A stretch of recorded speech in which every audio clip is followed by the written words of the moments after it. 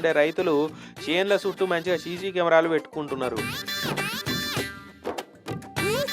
పశువుల కొట్టంలా చేను చుట్టూరు అంతా కవర్ అయ్యేటట్టు మంచిగా సీసీ కెమెరాలు పెట్టించారు ఇట్లా. అది కూడా మళ్ళీ సర్కారు ఇచ్చే కరెంటు తోటి అక్కర లేకుండా ఎండపొడ గదే సోలార్ కరెంటు తోటి పెట్టించారు. అయితే పొలాల కాడ మందు బస్తాలు, నాగళ్ళు, మోటార్లు, స్టార్టర్లు, వ్యవసాయ ఇసురలు పెట్టిపోతుంటారు కదా. ఇక లాగం దొరకబట్టి దొంగలు వాళ్ళ చేతులకు పని చెప్తుండేనట. ఇదివరకు అట్లనే మోటార్లు, ఇసురలు ఎత్తుకపోయారట.